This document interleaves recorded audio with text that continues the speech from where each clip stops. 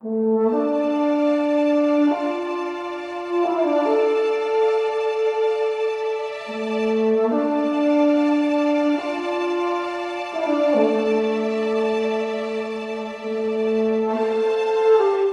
there, fellow card slingers.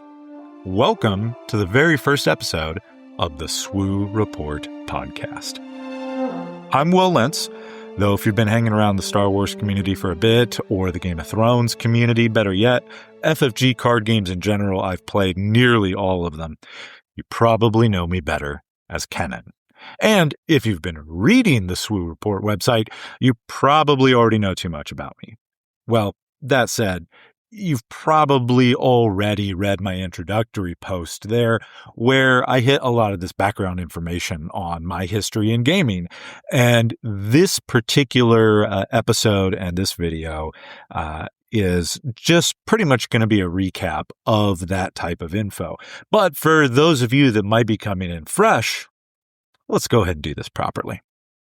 So, my card gaming career starts back in 2002. So I was fresh out of high school. I had just read the first 3 novels of George R. R. Martin's Game of Thrones series. That's all that was out at the time. No TV show, nothing. But I was already a gamer, playing Magic, dabbled in some other ones, Wyvern, Rage, things like that. And I loved InQuest magazine. And I saw an ad there for the upcoming Game of Thrones CCG, the card game based on the books specifically, not the show. And that's what pulled me in. I started playing just after the release of Westeros Edition, the first set of the CCG. Started a month or two before the first expansion came out. And I'm going to be totally honest with you. I had no idea when that started, just what I was getting into and how that decision was going to wind up defining the next 20 plus years of my life.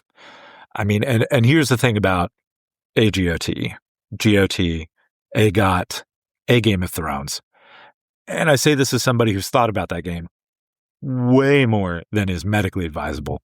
It was not just a card game. On the table, it brought political intrigue, multiple ways to attack. So you had different paths to victory, social dynamics that rewarded reading other players as much as reading the meta, people that have become my friends over those 20 years that we have been friends for 20 years now. Half the wedding guests at, our wedding, were people from Game of Thrones. And, that's just so magical, I think, that type of community.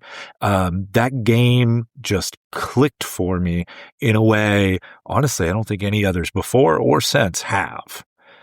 So, I played through the original CCG days, then also through the transition to the first edition of the LCG, and also through the second edition of that same LCG.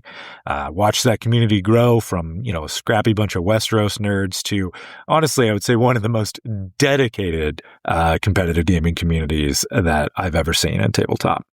And somewhere along the way, let's see, I think it was about 2010, maybe 2006. I've seen conflicting stuff, and frankly, I barely remember myself at this point. I started making content for it.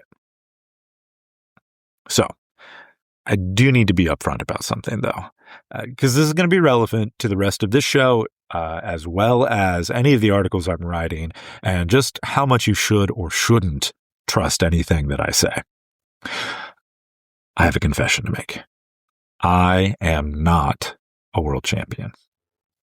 I did make the final table at the Melee World Championships, Melee being multiplayer in Game of Thrones, and Joust then being the one-on-one format.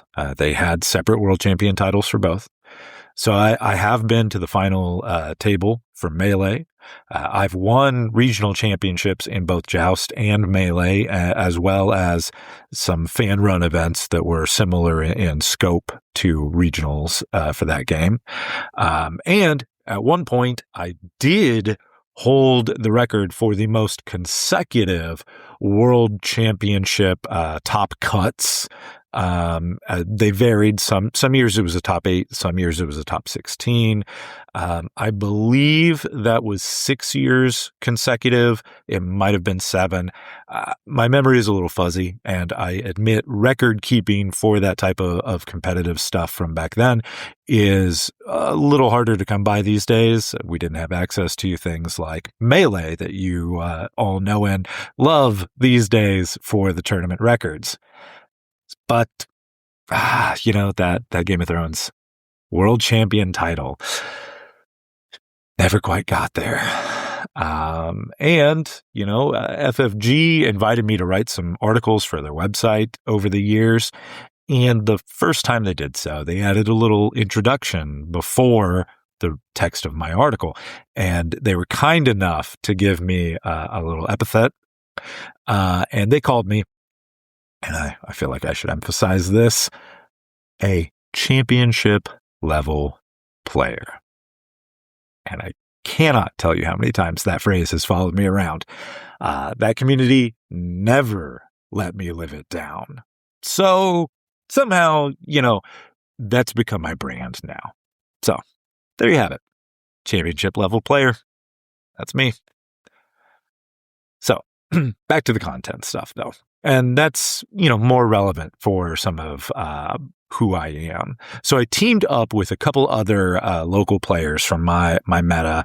You'd maybe say my competitive team these days, though we weren't quite as organized back then as we used to be.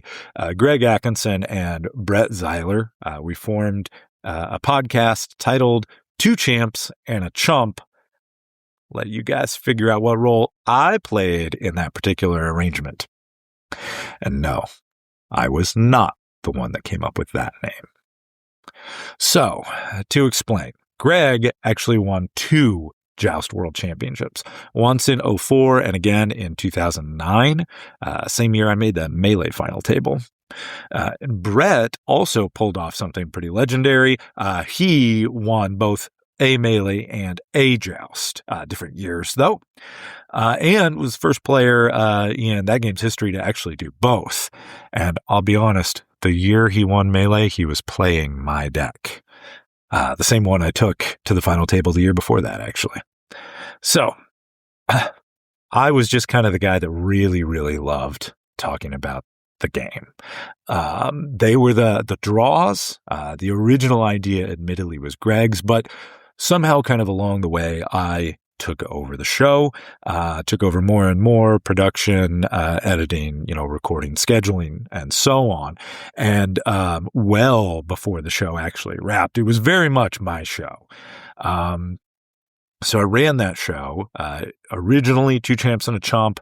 Eventually, when the game relaunched to 2nd edition, I took the opportunity to change the name and changed it to the White Book, named after the book that recorded the deeds of the Kingsguard in Game of Thrones.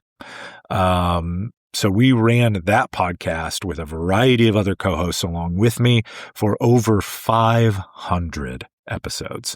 In fact, I was the only person to be featured in all 500 episodes. We hit tournament coverage, meta breakdowns, deck building tips, live deck builds, all kinds of wild tangents, and, definitely some wandering off into broader nerd culture. And we had a weekly segment called Props and Slops where we talked about whatever we were reading or watching that week. Mandalorian, Marvel, whatever had our attention. So the other 2 hosts that ended that show with me that had the second greatest tenures. They did essentially all of second edition Game of Thrones with me, were Aaron Glazer and Roy Rogers, which some folks might possibly know from another game. They moved on afterward to Marvel Snap content, running a podcast called Snap Judgments, which I was initially going to be on. I think I did 2 or 3 episodes before I bowed out, but I will say, that name I can take credit for. So that's podcasting level. On the writing side, I mentioned I wrote several articles for Fantasy Flight Games directly. I also wrote for several other platforms. I had a couple recurring columns on the Card Game DB website.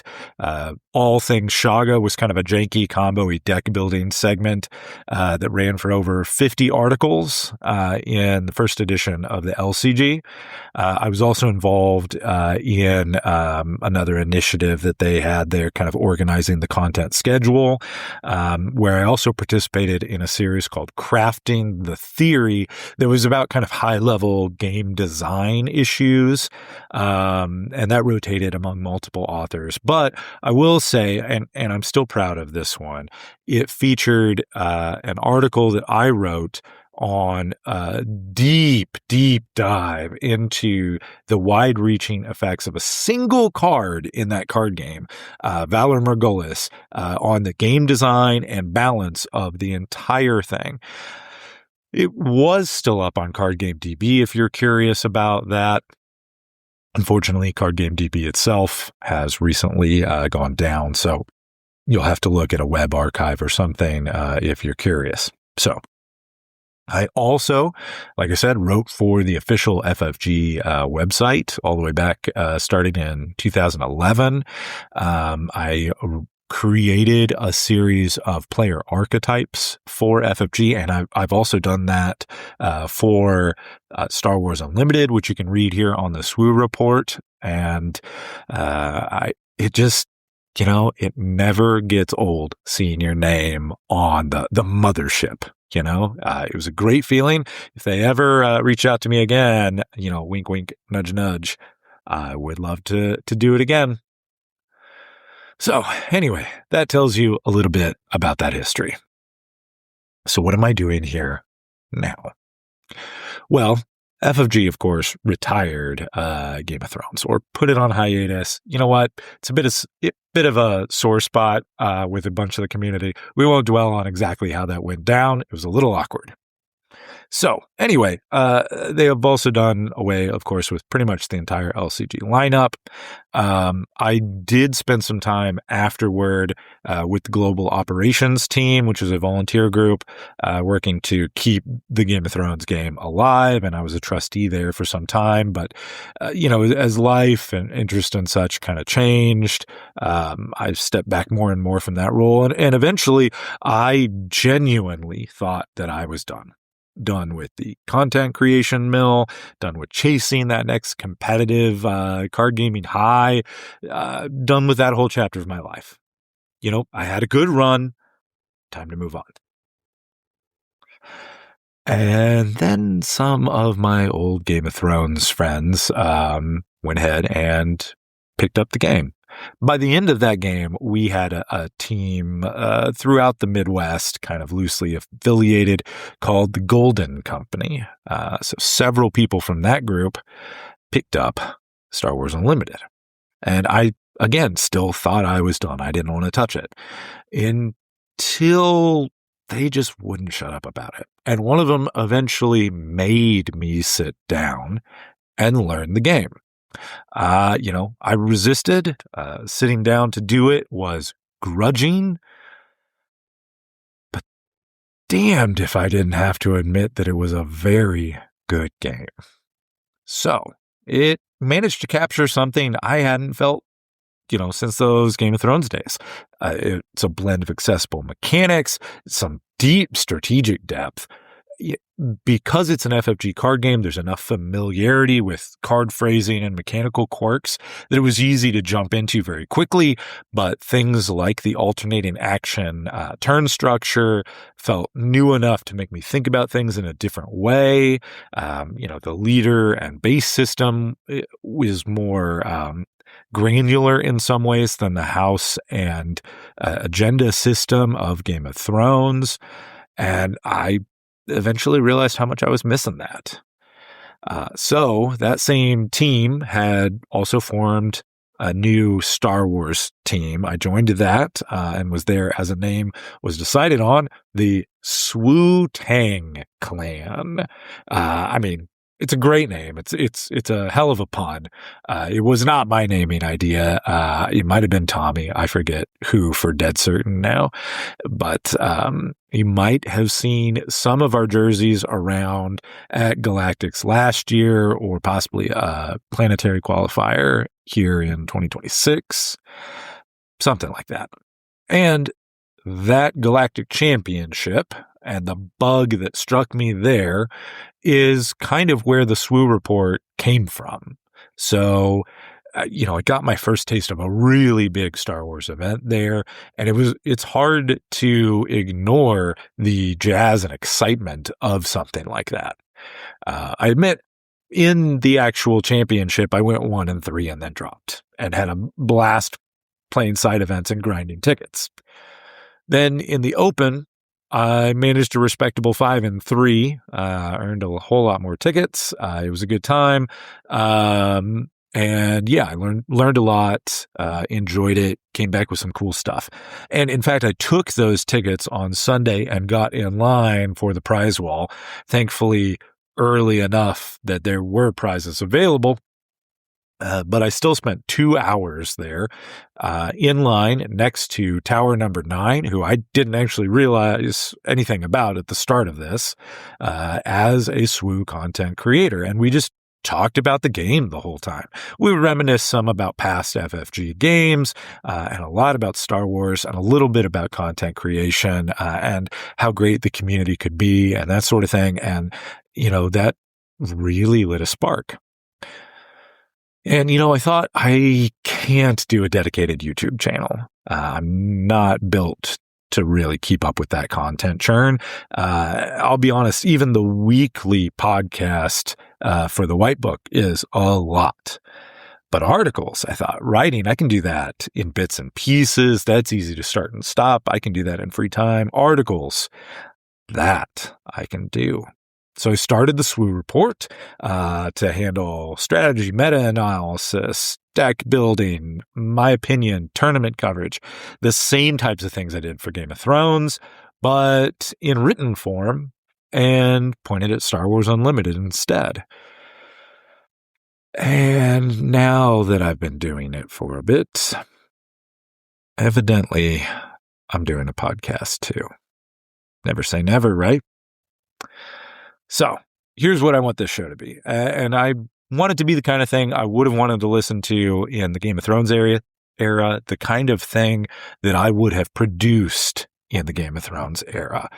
This is the type of show for humans, smart enough to be competitive players, but not perfect. Human enough to be interested in all kinds of other stuff, be that a janky combo deck or the latest movie release. But also who's interested in things like the adjusted performance rates on tournament winning or topping decks. So I'm a championship level player. I might not ever win that big one, but I've been in the game long enough to know that the players who last and the ones that help make the game grow are the ones that love helping each other. The Game of Thrones community was amazing for that. And I have to say, the more that I get in and get to know the Star Wars community, I'm finding a lot of the same types of folks here. So I'm glad to see everyone building that in Star Wars Unlimited. So that's it. That's me. That's the show. Welcome to the SWU Report podcast. I'm going to not commit to a particular release schedule for this. It's going to be as I see fit. There will be audio. There may be some video episodes like this one. We'll see where it goes.